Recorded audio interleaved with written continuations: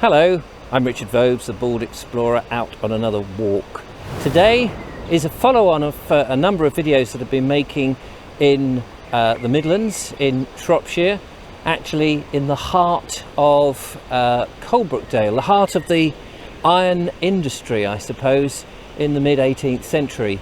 And I'm joined once again by the very lovely and knowledgeable Lee Proudfoot. Hello, Lee. Hello. Lovely to see you. Thank you. Full of facts today. Full of facts. Marvellous. Well, now we're standing by this rather elegant viaduct that is no longer used but might one day become back in use with a heritage railway. It's having a break, and hopefully it will be reused for heritage services, and possibly I'd like to see normal trains running on it as well. So where exactly are we? We're right in the middle of the old community of Coalbrookdale, which is in the Ironbridge gorge. This is the centre of the iron industry, which the goods were made at and shipped down to the river, put onto the boats in Ironbridge, and then shipped off to various ports such as Bristol and Worcester and Gloucester. Behind us, the viaduct was put in quite late in the village's history. It's 1861.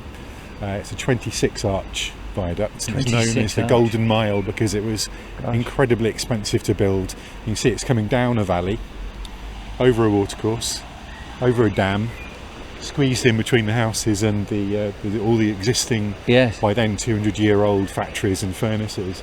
And then it goes down and crosses the River Severn and ends up at a place called Buildwas Junction, which is where the power station now is. And from there you could catch a train from there to Shrewsbury, Bridgnorth, down into Mid Wales, Craven Arms, all those sort of places. But it's a really important line. We're taking a walk. We are. We're going away from the noise, yes, away from the industry, and we're going to go into the green bits of Coalbrookdale, the what's behind the tourist facade, into some amazing walks that are really easily accessible. You've got car parks immediately by them, lots of information panels. There's short walks. I'll let you go through this archway first. And long walks.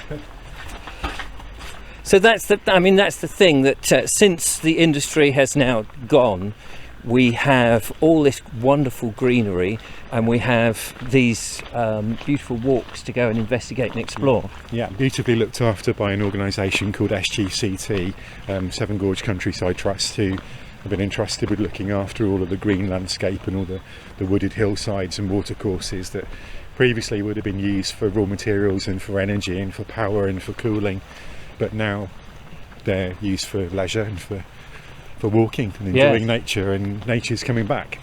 Well, we're filming in May, and in the spring, as you can see, everything's a bit heavy. Everything is suddenly sprung into life through this cow parsley and what have you.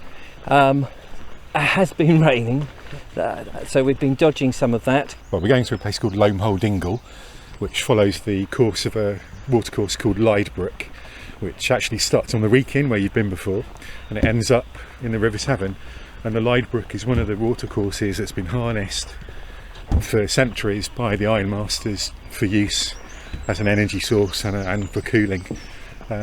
This is a really important little valley because it's very, very natural. It's very untouched. It's beautiful. It really is. Really interesting plants. Well, I'm just looking here around, and wild garlic. I was going to say wild garlic, lots of it. You can eat wild garlic, can't you? You can, and it's quite peppery. The Coalbrookdale Valley is well known for it, and hopefully there might be some events happening next year to do with garlic. Yeah, it's completely edible. You always pick above dog height, that's the secret. Yes. Never at the ankle height, always go a bit higher. You can eat it raw, you can use it in, make your own pesto, you can put it in butter, you can use it in salads. This time of the year, it's just turning to flower. That's what the white flowers are. Can you eat the flowers? The flowers are very hot. Are they? It's like eating a chive flower. Could you just bend down there and pick one? I'm going to try a bit, ladies and gentlemen. I may as well. How much of that can I eat? Eat all of it. Brace yourself. I'll let you know what I think, because I do like a good chilli, you know. Oh, getting the zing yet? Oh yes, it does get hot. It's a sort of cross between rocket and watercress. Yeah, and it's everywhere. It's absolutely everywhere. It's delicious, actually. This part of the world, it's known as stinking lily. Oh, is it? Viewers might know it as ramsons or ramsons. and it's also known as a couple of other names locally, but in this part of Shropshire they call it stinking lily. Oh wow. Which I really like. So we're coming up to there's actually a silt trap which has been put in to stop the silt coming down and blocking up the industrial use watercourses. You were telling me before we were filming, when we were looking around To the right. Coalbrookdale, Yeah. that with all the different geology, there's a lot of slippage and landslides. Yeah, there is, and some communities have suffered more than others. Coalbrookdale is not too bad because we're on a slightly different geological formation than the Ironbridge Gorge, the Severn Valley itself. We're more connected to the Wrekin, actually, geologically. Oh And there right. are various faults which have shifted things around. Yes. The gorge down on the river is particularly mobile. So you've got the combination of some of the worst geological combinations you could hope for, Golly. with mines that are filling up with water, industrial waste putting pressure on top of those slipping surfaces too. So I suppose, yes, the early spring must be a particularly stunning time and great for photography. And you see the garlic just popping its head through, and it's that first dash of vivid green that you get in spring. And what have we got here? We've got some evergreens. This is actually mostly, this side of the valley is mostly planted for lumber. So a lot of fir trees. Yes, so easy, quick growing and nice and straight stuff. Yes. But as we get further on, we come to some of the more ancient areas with ancient trees. So some very substantial beeches. Well, lots of hazel everywhere, of course. let's go forth. Yeah. And pick ourselves up a little further along the track.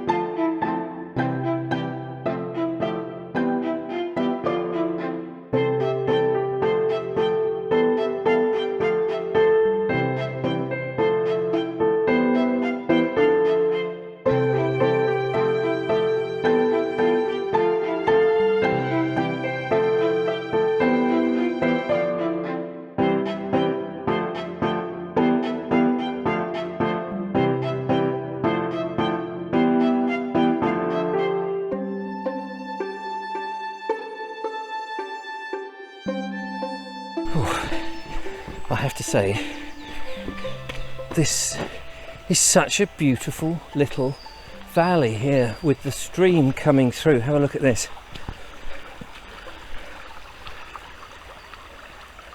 Absolutely stunning, beautiful. The sun is desperately trying to get through the clouds now. You hear the water. And just surrounded by this amazing wild garlic in full flower. Now, Lee's just gone on ahead. Let me see if I can catch up with him. The geology is changing, Lee, you've told me. It is. If you look over on the other side, you can see different layers of different materials. Right. I think, I'm not a geologist, but I think that's limestone. You can see there are rocks falling out of Yes. it. And I think the black pieces you see in the brook, in the Lyde Brook, are actually coal that's come down from the coal fields that are at the foot of the Wrekin. The Wrekin's just been mined actually underneath, or one of the slopes leading up to it. One of the kind of myths is that Coalbrookdale is called Coalbrookdale because the brook was full of coal. We know that it wasn't called Coalbrookdale, it was called the Coalbrookdale in ancient times. But it's called C-A-L-D-E.